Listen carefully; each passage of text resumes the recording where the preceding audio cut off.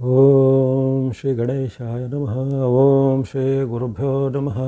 ನಮಃ ಸೂರ್ಯ ಚಂದ್ರ ಮಂಗಲಾಬುಧಾಚ ಗುರು ಶುಕ್ರ ಶನಿಭ್ಯಶ್ಚ ರಾಹವೇ ಕೇತವೇ ನಮಃ. ನಮಸ್ತೆ. ಆಸ್ಟ್ರೋ ಆಚಾರ್ಯ ಗುರೂಜಿ ವಾಹಿನಿಗೆ ತಮಗೆಲ್ಲರಿಗೂ ಆದರದ ಸ್ವಾಗತ. ವಾಹಿನಿಯನ್ನು ನಿರಂತರ ವೀಕ್ಷಿಸಿ ಪ್ರೋತ್ಸಾಹಿಸಿ ಸಬ್ಸ್ಕ್ರೈಬ್ ಮಾಡುವಂಥ ತಮಗೆಲ್ಲರಿಗೂ ಅನಂತ ಧನ್ಯವಾದಗಳು ಸಲ್ಲಿಸುತ್ತಾ ಮಾಸ ಭವಿಷ್ಯದ ಕಾರ್ಯಕ್ರಮಕ್ಕೆ ಸ್ವಾಗತ. ಕನ್ಯಾ ರಾಶಿಯ ಸೆಪ್ಟೆಂಬರ್ ತಿಂಗಳ ಭವಿಷ್ಯವನ್ನು ಅವಲೋಕಿಸೋಣ. ಕನ್ಯಾ ರಾಶಿಗೆ ಸೆಪ್ಟೆಂಬರ್ ತಿಂಗಳಲ್ಲಿ ಉದ್ಯೋಗ, ಹಣಕಾಸು ಅತ್ಯುತ್ತಮ, ಆರೋಗ್ಯ ನೆಮ್ಮದಿ ಮಧ್ಯಮ ಎಂಬಂಥ ಒಂದು ವಾಕ್ಯ ಅಲ್ಲಿ ಹೇಳಲ್ಪಟ್ಟಿದೆ. ಅಂದರೆ ನಿಮ್ಮ ವೃತ್ತಿ, ಹಣಕಾಸು, ಆದಾಯ ಇವೆಲ್ಲಕ್ಕೇನು ಕೊರತೆ ಇರುವುದಿಲ್ಲ. ಅಲ್ಲಿ ಶುಭ ಗ್ರಹಗಳಾದ ಗುರು ಶುಕ್ರರ ಆಶೀರ್ವಾದ ತಿಂಗಳ ಪೂರ್ತಿ ನಿಮಗೆ ಇರುವ ಕಾರಣ ಅವೆಲ್ಲವೂ ಯಥಾ ಪ್ರಕಾರವಾಗಿ ಸಾಂಗವಾಗಿ ಚೆನ್ನಾಗಿ ನಡೀತಾ ಹೋಗುತ್ತೆ. ಕೆಲವೊಂದು ಗ್ರಹಗಳ ವೈರುಧ್ಯ ಇರುವ ಕಾರಣ ಅಲ್ಲಿ ಆರೋಗ್ಯ ಮತ್ತು ನಿಮ್ಮ ನೆಮ್ಮದಿಯ ವಿಚಾರವಾಗಿ ಸ್ವಲ್ಪ ಏರುಪೇರಾಗುವಂಥದ್ದು ಅಥವಾ ಸಣ್ಣ ಪುಟ್ಟ ಭಂಗಗಳು, ತೊಂದರೆಗಳು ಬರ್ಬೋದು. ಅಲ್ಲಿ ಸೂರ್ಯನು ನಿಮಗೆ ತಿಂಗಳ ಪೂರ್ತಿ ವಿರುದ್ಧವಾಗಿರ್ತಾನೆ, ಕೇತು ನಿಮಗೆ ತಿಂಗಳ ಪೂರ್ತಿ ವಿರುದ್ಧವಾಗಿ ಇರುವಂಥದ್ದು. ಅಲ್ಲಿ ಬುಧನ ಅನುಗ್ರಹ ನಿಮಗೆ ಮಧ್ಯೆ ವ್ಯತ್ಯಾಸ ಆಗುವಂಥದ್ದು. ಶನಿ ಮಹಾರಾಜರು ನಿಮಗೆ ವಕ್ರಗತಿಯಲ್ಲಿದ್ದರೂ ಸಹ ಅವರ ಒಂದು ನಿಮಗೆ ಪೂರಕವಾಗಿ ಇಲ್ಲದೆ ಇರುವಂಥ ಘಟನೆಗಳು.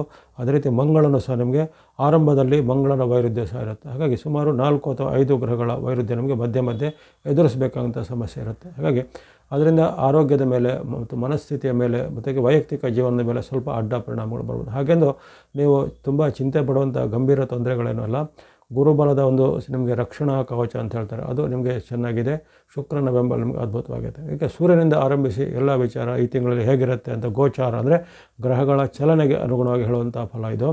ಈ ಮಾಸದಲ್ಲಿ ಸೆಪ್ಟೆಂಬರ್ನಲ್ಲಿ ನಿಮಗೆ ಸೂರ್ಯನು ವಿರುದ್ಧವಾಗಿರ್ತಾನೆ. ಅಲ್ಲಿ ಆರಂಭದಲ್ಲಿ ಆತನು ಸಿಂಹದಲ್ಲಿದ್ದಾಗ ನಿಮಗೆ ನಷ್ಟದ ಫಲವನ್ನು, ಆಮೇಲೆ 17ನೇ ತಾರೀಕಿನಿಂದ ಸೂರ್ಯನ ಕನ್ಯಾ ಪ್ರವೇಶ ನಿಮ್ಮ ಜನ್ಮರಾಶಿಗೆ ಬರ್ತಾನೆ. ಹಾಗಾಗಿ ಜನ್ಮದ ಫಲವನ್ನು ನಿಮಗೆ ಅಲ್ಲಿ ವ್ಯತಿರಿಕ್ತವಾಗಿ ಸೂರ್ಯನು ಕೊಡ್ತಾನೆ.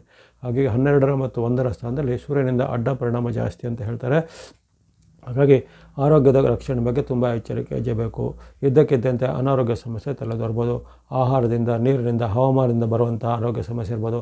ದೇಹದಲ್ಲಿ ಉಷ್ಣತೆ ಅಥವಾ ಹೀಟ್ ಹೆಚ್ಚಳದಿಂದ ಆಗುವಂಥ ಸಮಸ್ಯೆ, ಹೊಟ್ಟೆಯಲ್ಲಿ ಅಲ್ಸರ್, ಅಸಿಡಿಟಿ ಅಂಥ ಸಮಸ್ಯೆಗಳು, ಅಥವಾ ಈ ಹಿಂದೆ ನಿಮಗೆ ಇದ್ದಂಥ BP, ಶುಗರು ಅಥವಾ ಇನ್ನಿತರ ಸಮಸ್ಯೆಗಳು, ಅಸ್ತಮ, ಅಲರ್ಜಿ ಇತ್ಯಾದಿ ಸಮಸ್ಯೆಗಳು ಈಗ ಸ್ವಲ್ಪ ದೊಡ್ಡ ಪ್ರಮಾಣದಲ್ಲಿ ನಿಮಗೆ ಅಟ್ಯಾಕ್ ಬರುವಂಥದ್ದೆಲ್ಲ ಸಾಧ್ಯತೆ ಇರುತ್ತೆ. ಹಾಗಾಗಿ ಆರೋಗ್ಯವಂತರು ನಿಮ್ಮ ಆರೋಗ್ಯ ರಕ್ಷಣೆಯನ್ನು, ಜೀವನ ಶೈಲಿನ ಸರಿಯಾಗಿಟ್ಕೊಳ್ಳಿ. ಅನಾರೋಗ್ಯದ ಹಿನ್ನೆಲೆ ಅಂದರೆ ಹಿಸ್ಟ್ರಿ ಸಮಸ್ಯೆ ಇದ್ದಂಥವರು ಅವರು ಸಹ ಹಾಗೆ ಆರೋಗ್ಯದ ಬಗ್ಗೆ ತುಂಬ ಮುನ್ನೆಚ್ಚರಿಕೆಯನ್ನು ಸೂಕ್ತವಾದ ಸಮಯದಲ್ಲಿ ಚಿಕಿತ್ಸಾ ಕ್ರಮಗಳನ್ನೆಲ್ಲ ಮಾಡಬೇಕು. ನಿಮ್ಮ ಆಹಾರ ಅನುಪಾನಗಳನ್ನು ಸರಿಯಾಗಿ ನೋಡ್ಕೋಬೇಕು. ಹಾಗಾಗಿ ಸೂರ್ಯನ ವೈರುಧ್ಯ ನಿಮಗೆ ತಿಂಗಳ ಪೂರ್ತಿ ಕಾಡಲೇ ಇದೆ. ಇನ್ನು ಮಂಗಳ ಸೂರ್ಯನ ಬಳಿಕ ಮಂಗಳ ಗ್ರಹದ ವಿಚಾರವಾಗಿ ನೋಡಿದಾಗ ಅಲ್ಲಿ ನಿಮಗೆ 17ರವರೆಗೂ ಮಂಗಳನು ಸಹ ವಿರುದ್ಧವಾಗಿರ್ತಾನೆ. ಅಲ್ಲಿ ನಿಮಗೆ ದಶಮದ ಸ್ಥಾನದಲ್ಲಿ ಮಂಗಳರಿರುವ ಕಾರಣ ಆತನಿಂದ ನಿಮಗೆ ವೈಯಕ್ತಿಕ ಜೀವನದಲ್ಲಿ ಏರುಪೇರು, ಮಾತಿನ ಚಕಮಕಿ, ಕಲಹಗಳು, ವಾಗ್ವಾದಗಳು ಆಗುವಂಥದ್ದು. ಜೊತೆಗೆ ಯಾವುದೇ ಕೇಸ್ಗಳಲ್ಲಿ ನೀವು ಸಿಲುಕಿಕೊಳ್ಳುವಂಥದ್ದು, ಅಂದರೆ ನಿಮ್ಮ ಅಪರಾಧಗಳಲ್ಲಿ ಸಾಬೀತಾಗುವಂಥದ್ದು ಇತ್ಯಾದಿ ಸಾಧ್ಯತೆಗಳಿರ್ತವೆ. ಹಾಗಾಗಿ ಅಂತಹ ವಿಚಾರದ ಬಗ್ಗೆ ರೂಲ್ಸ್ ಬ್ರೇಕು, ಕಾನೂನಿನ ವಿಚಾರ ಎದುರಿಸುವಂಥದ್ರ ಬಗ್ಗೆ ಎಚ್ಚರಿಕೆ ವಹಿಸಬೇಕು. ಜೊತೆಗೆ ಯಾರಲ್ಲೂ ಸುಮ್ಮನೆ ಅನಾವಶ್ಯಕ ಕಲಹ, ವಾಗ್ವಾದ, ಕದನಗಳನ್ನು ಮಾಡುವಂಥದ್ದು ಒಳ್ಳೆಯದಲ್ಲ. ಅದರಿಂದ ನಿಮಗೆ ವೈಯಕ್ತಿಕ ಜೀವನಕ್ಕೆ ಧಕ್ಕೆ ಆಗುತ್ತೆ, ಅವಮಾನಕರ ಘಟನೆ ಎಲ್ಲ ಜರುಗುತ್ತೆ. ಆ ಬಗ್ಗೆ ಎಚ್ಚರಿಕೆ ವಹಿಸಬೇಕು. ಜೊತೆಗೆ ಯಾವುದೇ ರೀತಿಯ ಅಡ್ಡದ ಮಾರ್ಗದ ಮೂಲಕ ಅಥವಾ ಭ್ರಷ್ಟ ಮಾರ್ಗದ, ಅಕ್ರಮದ ಮಾರ್ಗದ ಮೂಲಕ ಹೋದರೆ ಅದರಲ್ಲಿ ನೀವು ಸಿಲುಕಿಕೊಳ್ಳುವಂಥ ಸಾಧ್ಯತೆ ಇರುತ್ತೆ. ಹಾಗಾಗಿ ಮಂಗಳನು 17ರವರೆಗೆ ನಿಮಗೆ ವಿರುದ್ಧವಾದ ಫಲವನ್ನು ಕೊಡ್ಬೋದಾಗಿದೆ. ಆ ಬಗ್ಗೆ ಎಚ್ಚರಿಕೆ ಹೆಜ್ಜೆ ಖಂಡಿತ ಬೇಕು. 18ರಿಂದ ಆತ ನಿಮಗೆ ಶುಭ ಫಲವನ್ನು ಕೊಡ್ತಾನೆ. ಅಪರೂಪದಲ್ಲಿ ಉತ್ತಮ ಫಲ ಕೊಡುವಂಥ ಗ್ರಹ ಮಂಗಳಾಗಿದ್ದಾನೆ. ಮಂಗಳ ಮತ್ತು ಶನಿ ಅವರು ಬಹಳ ಅಪರೂಪಕ್ಕೆ ಉತ್ತಮ ಫಲ ಕೊಡುವಂಥವ್ರು. ಅಂದರೆ ಒಂದು ಗೋಚಾರದಲ್ಲಿ ಕೇವಲ 3 ರಾಶಿಗಳಿಗೆ ಈ ಶನಿ ಮತ್ತು ಮಂಗಳವರು ಕೊಡುವಂಥದ್ದು ಉತ್ತಮ ಫಲ. ಅಂಥದ್ರಲ್ಲಿ ನಿಮಗೆ ಈಗ ಈ ಬಾರಿ 18ರಿಂದ ಸುಮಾರು 1 ತಿಂಗಳಿಗೂ ಹೆಚ್ಚು ಕಾಲದಲ್ಲಿ ಮಂಗಳ ನಿಮಗೆ ಉತ್ತಮ ಫಲವನ್ನು ಕೊಡ್ತಾನೆ. 18ರಿಂದ ಮಂಗಳನ ಪರಿವರ್ತನೆ ಕಟಕ ರಾಶಿಗೆ ಆಗುತ್ತೆ. ನಿಮಗೆ ಇವಾಗ ಲಾಭ ಸ್ಥಾನದ ಮಂಗಳನು ಲಾಭ, ಸುಖ, ಜಯವನ್ನೆಲ್ಲ ಕೊಡ್ತಾನೆ. ಭೂಮಿ ಮನೆ ಕೊಳ್ಳುವಂಥದ್ದಾಗುತ್ತೆ, ಇಷ್ಟಾರ್ಥಗಳು ಸಿದ್ಧಿ ಆಗುತ್ತವೆ, ದೀರ್ಘಕಾಲದ ಕನಸು ನನಸಾಗುವಂಥದ್ದು, ಭೂಮಿಯ ದಾಖಲೆ ಪತ್ರ ಎಲ್ಲ ಬರುವಂಥದ್ದು. ಈ ರೀತಿ ಅನೇಕ ಶುಭ ಫಲಗಳನ್ನು ಮಂಗಳನಿಂದ ನಿಮಗೆ ಸಿಗಲಿವೆ. 18ರಿಂದ ಇದನ್ನು ತಾವು ಗಮನಿಸಿಕೊಳ್ಳುವಂಥದ್ದು. ಆಮೇಲೆ ಬುಧನ ವಿಚಾರ. ನಿಮ್ಮ ರಾಶಿಯಾಧಿಪತಿಯಾದ ಬುಧನು ನಿಮಗೆ ಆರಂಭದಲ್ಲಿ ಆತನು ವ್ಯಯ ಅಥವಾ ನಷ್ಟದ ಫಲವನ್ನು 6ನೇ ತಾರೀಕುವರೆಗೂ, ಆ ಬಳಿಕ ಆತನು ನಿಮಗೆ ಜನ್ಮಕ್ಕೆ ಬರ್ತಾನೆ 25ರವರೆಗೂ. ಅಲ್ಲಿನೂ ಹಾಗೆ ನಿಮಗೆ ಅಡ್ಡ ಪರಿಣಾಮವನ್ನು ಕೊಡ್ತಾನೆ. ಹಾಗಾಗಿ ಆರಂಭದಿಂದ ನಿಮಗೆ ತಿಂಗಳ ಆರಂಭದಿಂದ 25ರವರೆಗೂ ನಿಮಗೆ ಬುಧನಿಂದಲೂ ಇದು ಉತ್ತಮ ಫಲಗಳಿಲ್ಲ, ವ್ಯತಿರಿಕ್ತ ಫಲಗಳು ಉತ್ಪನ್ನ ಆಗ್ಬೋದು. 26ಕ್ಕೆ ಆತನ ಪರಿವರ್ತನೆ ಆಗುತ್ತೆ. ಮತ್ತೊಮ್ಮೆ ತುಲಾರಾಶಿಗೆ ಬಂದಾಗ ನಿಮಗೆ 26ರಿಂದ ಉತ್ತಮ ಫಲ ಬುಧನು ಕೊಡ್ಬೋದಾಗಿದೆ. ಹಾಗಾಗಿ ಆ ಬುಧನಿಂದ ಆರಂಭದಲ್ಲಿ ನಿಮಗೆ ಅಡೆತಡೆಗಳು, ಹಣಕಾಸಿನ ತೊಂದರೆ, ಮಾತಿನ ಚಕಮಕಿ, ವಾಗ್ವಾದ, ಆರೋಗ್ಯದ ಸಮಸ್ಯೆಗಳಿಗೆ ಸಹ ಬೆಂಕಿಗೆ ತುಪ್ಪ ಸುರಿದಂಥ ಘಟನೆ ಬುಧನಿಂದ ಸಹ ಆಗ್ಬೋದು. ಹಾಗಾಗಿ ಆ ಬಗ್ಗೆ ಸಹ ಮುನ್ನೆಚ್ಚರಿಕೆ. ಇನ್ನು ಮೊದಲೇ ಹೇಳಿದಂತೆ ನಿಮಗೆ ಗುರು ರಕ್ಷಣಾ ಕವಚ ತಿಂಗಳ ಪೂರ್ತಿ ಇದೆ. ಹಾಗಾಗಿ ಏನು ತುಂಬ ಆತಂಕ ಪಡುತ್ತಿಲ್ಲ. ಈ ಬಂದಂಥ ಬೇರೆ ಗ್ರಹಗಳ ಸಮಸ್ಯೆಗಳು ಸಣ್ಣ ಪುಟ್ಟ ಸಮಸ್ಯೆಯಾಗಿ ತಾನಾಗಿಯೇ ಅದು ನಿವಾರಣೆ ಆಗ್ಬೋದು, ಅಥವಾ ಕೆಲವೊಮ್ಮೆ ಸಣ್ಣ ಪುಟ್ಟ ಸಾಂಕೇತಿಕ ಸಿಂಪ್ಟಮ್ಯಾಟಿಕ್ ಆಗಿ ತೊಂದರೆಗಳು ಆಗ್ಬೋದು. ಹಾಗಾಗಿ ಗುರುವಿನ ಬಲ ನಿಮಗೆ ಲಾಭದಲ್ಲಿ ನಿರಂತರವಾಗಿ ತಿಂಗಳು ಪೂರ್ತಿ ಇದೆ. ಗುರುವಿನ ರಕ್ಷಣೆಯಿಂದಾಗಿ ನಿಮಗೆ ಲಾಭ ಸುಖ ಜಯ ಇದೆ. ವ್ಯಾಪಾರ ಅಭಿವೃದ್ಧಿ ಆಗುತ್ತೆ, ಉದ್ಯಮ ಅಭಿವೃದ್ಧಿ ಆಗುತ್ತೆ. ವಿದ್ಯಾರ್ಥಿ ಯುವಕರು ಸಾಧಕರಿಗೆ ಅವರಿಗೆ ಗುರಿ ಮುಟ್ಟಲಿಕ್ಕೆ ಅನುಕೂಲವಾಗುವಂಥ ಸನ್ನಿವೇಶಗಳು, ಅದೃಷ್ಟ ನಿಮ್ಮ ಪರವಾಗಿ ಕೆಲಸ ಮಾಡುವಂಥದ್ದು. ಜೊತೆಗೆ ಸರ್ಕಾರ ಮೂಲ ಕೋರ್ಟ್ ಕಚೇರಿ ಮೂಲಕ ಕೆಲಸ ಕಾರ್ಯಗಳು ಸಹ ಕ್ಷಿಪ್ರವಾಗಿ ಆಗುವಂಥದ್ದು. ಈ ರೀತಿ ಗುರು ಅನುಗ್ರಹ ನಿಮಗೆ ಮಾಸಪೂರ್ತಿ ಶುಭ ಸುಖ ಲಾಭ ಜಯವನ್ನೆಲ್ಲ ಕೊಡಲಿದೆ, ಅದನ್ನು ಗಮನಿಸ್ಕೊಳ್ಳುವಂಥದ್ದು. ಇನ್ನು ಶುಕ್ರನ ವಿಚಾರ ನೋಡಿದಾಗಲೂ ಶುಕ್ರನು ಸಹ ನಿಮಗೆ ತಿಂಗಳು ಪೂರ್ತಿಯಾಗಿ ಧನಸ್ಥಾನದಲ್ಲಿದ್ದು ಧನವನ್ನು ಲಾಭವನ್ನು ಜಯವನ್ನು ಸುಖವನ್ನು ಕೊಡ್ತಾನೆ. ಹಣಕಾಸಿನ ಅರಿವು ಚೆನ್ನಾಗುತ್ತೆ, ವ್ಯಾಪಾರ ಉದ್ಯೋಗ ಎಲ್ಲ ಇಂಪ್ರೂವ್ಮೆಂಟ್ ಆಗುತ್ತೆ, ಹೊಸದರ ಆರಂಭ ಮಾಡಲಿಕ್ಕೆ ಅವಕಾಶಗಳು ಸಿಗುವಂಥದ್ದು. ವಿಶೇಷವಾಗಿ ಯುವಕರು ಸಾಧಕರು ವಿದ್ಯಾರ್ಥಿಗಳಿದ್ರೆ ಅವರವರ ಒಂದು ಗುರಿ ತಲುಪಲಿಕ್ಕೆ ಅವರಿಗೆ ಗುರು ಶುಕ್ರರ ವಿಶೇಷ ಅನುಗ್ರಹ ಬಹಳ ಸಹಾಯಕ್ಕೆ ಮಾಡುತ್ತೆ. ಅದೇ ರೀತಿ 18ರಿಂದ ಅದಕ್ಕೆ ಪೂರ್ವಕವಾಗಿ ಮಂಗಳನು ಸಹ ಅಲ್ಲಿ ಬರುವ ಕಾರಣ ನಿಮಗೆ ಅಲ್ಲಿ ಮಂಗಳ ಗುರು ಶುಕ್ರರೆಂಬಂಥ ಪ್ರಬಲವಾದ 3 ಗ್ರಹಗಳ ಶುಭಾಶೀರ್ವಾದ ಈ ತಿಂಗಳಲ್ಲಿ ಸಿಗುವಂಥದ್ದು, ಅದನ್ನು ಸದುಪಯೋಗ ಪಡಿಸಿಕೊಳ್ಳುವಂಥದ್ದು. ಇನ್ನು ಶನಿ ಮಹಾರಾಜರ ವಿಚಾರ ಆಗಲೇ ಹೇಳಿದ್ದೇನೆ. ಸಪ್ತಮದಲ್ಲಿರುವಂಥ ಶನಿ ಮಹಾರಾಜರು ಈಗ ವಕ್ರಿಯಾಗಿದ್ದಾರೆ. ಆದರೂ ಅವರಿಂದ ನಿಮಗೆ ಏನು ಉತ್ತಮ ಫಲಗಳು ಬರೋದಿಲ್ಲ, ಅಥವಾ ಅವರಿಂದ ಕೆಲವೊಮ್ಮೆ ಸಣ್ಣ ಪುಟ್ಟ ತೊಂದರೆಗಳು ಸಹ ಕೆಲವೊಮ್ಮೆ ಕಾಣಿಸ್ಕೊಳ್ಳುವಂಥ ಸಾಧ್ಯತೆ ಇರುತ್ತೆ. ಇದು ವಿಶೇಷವಾಗಿ ವಿವಾದ, ಮಾತಿನ ಚಕಮಕಿ, ವಿರುದ್ಧ ಲಿಂಗದವರಲ್ಲಿ ಕಲಹ ಇತ್ಯಾದಿಗಳೆಲ್ಲ ಆಗ್ಬೋದು, ಅಥವಾ ಪತ್ನಿಯಲ್ಲಿ ಕುಟುಂಬದ ಸದಸ್ಯರಲ್ಲಿ ಭಿನ್ನಾಭಿಪ್ರಾಯ ಇತ್ಯಾದಿ ಎಲ್ಲ ಕಾಣಿಸ್ಬೋದು. ಹಾಗೆ ಮಾತನ್ನು ನಿಯಂತ್ರಣ ಮಾಡ್ಕೋಬೇಕು. ಇನ್ನು ರಾಹು ನಿಮಗೆ ತಿಂಗಳು ಪೂರ್ತಿ ಉತ್ತಮ ಸ್ಥಾನದಲ್ಲಿ ಷಷ್ಠದಲ್ಲಿರುವ ಕಾರಣ ರಾಹುವಿನ ಬೆಂಬಲ ನಿಮಗೆ ಮಾಸ ಪೂರ್ತಿ ಇದೆ. ರಾಹು ನಿಮಗೆ ಆಕಸ್ಮಿಕ ಧನಲಾಭಕ್ಕೆ, ವಿದೇಶ ಯಾತ್ರೆಗೆ, ಅಥವಾ ಯಾವುದೇ ರೀತಿಯ ಪ್ರಯಾಣ ಪ್ರವಾಸಕ್ಕೆ, ಜೊತೆಗೆ ಉದ್ಯೋಗ ವೃತ್ತಿಯಲ್ಲಿ ನಿಮಗೆ ಏನಾದರೂ ಬಡ್ತಿ ಪ್ರಮೋಷನ್ ಸಿಗಲಿಕ್ಕೆ ರಾಹುವಿನ ಬೆಂಬಲ ಸಿಗುತ್ತೆ. ಅದೇ ರೀತಿ ಆರೋಗ್ಯದಲ್ಲಿ ಸಹ ಬಂದಂಥ ಸಮಸ್ಯೆಗಳು ಕ್ಷಿಪ್ರವಾಗಿ ತಾನಾಗಿಯೇ ಗುಣಮುಖ ಆಗುವಂಥ ಒಂದು ವಿಚಾರಕ್ಕೂ ರಾಹು ನಿಮಗೆ ಸಹಾಯ ಮಾಡ್ತಾನೆ. ಉದಾಹರಣೆಗೆ ಕೆಲವೊಮ್ಮೆ ಸ್ಕಿನ್ ಅಲರ್ಜಿ, ತುರಿಕೆ ಅಥವಾ ಶೀತ ನೆಗಡಿ ಇತ್ಯಾದಿಗಳು ಬಂದರೆ ಅದು ತಾನಾಗಿಯೇ ತನ್ನಷ್ಟಕ್ಕೆ ನಿವಾರಣೆಯಾಗಿ ಗುಣಮುಖ ಆಗುವಂಥದ್ದು ಇಂಥದ್ದೆಲ್ಲ ಕಂಡುಕೊಳ್ತೇವೆ. ಅಂಥದ್ದಕ್ಕೆ ರಾಹು ನಿಮಗೆ ಸಹಾಯ ಮಾಡ್ತಾನೆ. ಇನ್ನು ಕೇತು ನಿಮಗೆ ಮಾಸಪೂರ್ತಿ ನಷ್ಟದಲ್ಲಿದ್ದು ವಿರುದ್ಧವಾದ ಫಲವನ್ನು ಕೊಡ್ತಾನೆ.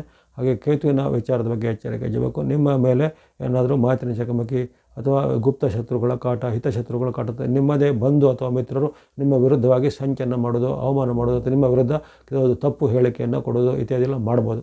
ಆ ಬಗ್ಗೆ ಮುನ್ನೆಚ್ಚರಿಕೆಯನ್ನು ಗಮನಿಸಬೇಕು. ಅದೇ ರೀತಿ ಕೆಲವೊಮ್ಮೆ ಈ ಕ್ಷುದ್ರ ಅಥವಾ ಮಾಟ ಮಂತ್ರ ಅಂತ ಹೇಳ್ತಾರೆ, ಅಂಥದ್ರ ಎಲ್ಲ ಪ್ರಭಾವಗಳು ನಿಮ್ಮ ಮೇಲೆ, ಅದು ಕಣ್ಣು ದೃಷ್ಟಿ ಅಂತ ಹೇಳಿದ್ರೆ ಇತರರ ದೃಷ್ಟಿ ಬಾಧೆ ಅವಳು ನಿಮ್ಮ ಮೇಲೆ ಕೇತುವಿನ ಪ್ರಭಾವದಿಂದ ಕಾಣಿಸ್ಕೋಬೋದು. ಹಾಗಾಗಿ ಅಂಥ ವಿಚಾರದ ಬಗ್ಗೆ ಸೂಕ್ತ ಮುನ್ನೆಚ್ಚರಿಕೆ ಗಮನಿಸಬೇಕು. ಒಟ್ಟಿನಲ್ಲಿ ನಿಮಗೆ ಸೂರ್ಯನಿಂದ ಕೇತುವಿನವರೆಗೆ ಈ 8 ಗ್ರಹಗಳು ಯಾವ ರೀತಿ ಪ್ರಭಾವ ಬೀರುತ್ತೆ ಸೆಪ್ಟೆಂಬರಲ್ಲಿ ಅಂತ ಹೇಳಿದ್ದೇನೆ. ಇನ್ನು 9ನೇದಾಗಿ ಕ್ಷಿಪ್ರ ರಾಶಿ ಪರಿವರ್ತಕನಾದಂಥ ಚಂದ್ರ, ಅಂದರೆ 2 ದಿನಕ್ಕೂ ಚಂದ್ರ ರಾಶಿ ಪರಿವರ್ತನೆ ಆಗುತ್ತೆ. ಹಾಗಾಗಿ ಆತನ ಫಲ ತಿಂಗಳಿಗೆ ವಾರಕ್ಕೆಲ್ಲ ಹೇಳಲಿಕ್ಕೆ ಬರೋದಿಲ್ಲ, ಅವಳು 2 ದಿನಕ್ಕೂ ಬದಲಾಗುತ್ತೆ. ಯಾವ ದಿನಗಳಲ್ಲಿ ನಿಮಗೆ ಚಂದ್ರನ ಅನುಕೂಲ ಇದೆ ಅದನ್ನು ಹೇಳ್ತೇನೆ. ಸೆಪ್ಟೆಂಬರಲ್ಲಿ ಚಂದ್ರ ಬಲ ಇರುವಂಥ ಡೇಟ್ಗಳನ್ನ ಗಮನಿಸಿಕೊಂಡು ಆ ಚಂದ್ರ ಬಲದ ಡೇಟ್ಗಳಲ್ಲಿ ನಿಮ್ಮ ಪ್ರಮುಖವಾದ ಕೆಲಸ ಕಾರ್ಯ, ಸಹಿ ಒಪ್ಪಂದ, ರಿಜಿಸ್ಟ್ರೇಷನ್ನು, ಕೊಡುಕೊಳ್ಳೋದು, ಭೇಟಿಯಾಗೋದು ಇನ್ನಿತರ ಪ್ರಯತ್ನಗಳಿಗೆ ಆ ಚಂದ್ರ ಬಲ ದಿನಗಳನ್ನು ಉಪಯೋಗ ಮಾಡಿಕೊಳ್ಳುವಂಥದ್ದು. ಆರಂಭದಲ್ಲಿ ನಿಮಗೆ ಚಂದ್ರನ ಬಲ ಅಲ್ಲಿ ಆರಂಭದಲ್ಲಿ 4ನೇ ತಾರೀಕುವರೆಗೂ ಇರೋದಿಲ್ಲ. ಸೆಪ್ಟೆಂಬರ್ 1ರಿಂದ 4ರವರೆಗೂ ವಿರುದ್ಧವಾದ ಫಲದಲ್ಲಿ ಚಂದ್ರನಿರ್ತಾನೆ. ಆ ಬಳಿಕ 5, 6, 7, 8, 9 ನಿರಂತರವಾಗಿ ಅಲ್ಲಿ 5ರಿಂದ 9ರವರೆಗೆ 5, 6, 7, 8, 9 ಎಂಬಂಥ 5 ದಿನಗಳಲ್ಲಿ ನಿಮಗೆ ಅಲ್ಲಿ ವಿಶೇಷವಾಗಿ ಆತನ ಉತ್ತಮ ಫಲಗಳು ಸಿಗಲಿವೆ. ಕರ್ಮಸ್ಥಾನ ಲಾಭಸ್ಥಾನದಲ್ಲಿರುವಂಥ ಚಂದ್ರನು 5ರಿಂದ 9ರವರೆಗೆ ನಿಮಗೆ ಜಯ ಸುಖ ಲಾಭವನ್ನೆಲ್ಲ ಕೊಡ್ತಾನೆ. ಅಂದುಕೊಂಡ ಕೆಲಸ ಕಾರ್ಯ ಕ್ಷಿಪ್ರವಾಗಿ ಆಗುವಂಥದ್ದು, ದೂರ ಪ್ರಯಾಣಕ್ಕೆ ಸಹಾಯ ಆಗುವಂಥದ್ದು, ಬಂಧು ಮಿತ್ರರ ಸಹಕಾರ ಸಿಗುವಂಥದ್ದು, ಉದ್ಯೋಗ ವೃತ್ತಿಯಲ್ಲಿ ಪ್ರಗತಿ ಆಗುವಂಥದ್ದು. ಈ ರೀತಿ 5ರಿಂದ 9ರವರೆಗೆ ಚಂದ್ರ ಬಲ ಅನುಕೂಲವಾಗಿದೆ. ಆ ಬಳಿಕ 12, 13ರಲ್ಲಿ ಚಂದ್ರನ ಬಲ ಮತ್ತೆ ಬರುತ್ತೆ. ಅಲ್ಲಿ ವಿಶೇಷವಾಗಿ ಲಾಭ ಸುಖ ಜಯ ಆರೋಗ್ಯ ಸುಧಾರಣೆ, ಮನಸ್ಥಿತಿ ಎಲ್ಲ ಚಂಚಲ ಎಲ್ಲ ನಿವಾರಣೆಗೆ ಉತ್ತಮ ಫಲ ಆಗುತ್ತೆ 12, 13ರಲ್ಲಿ.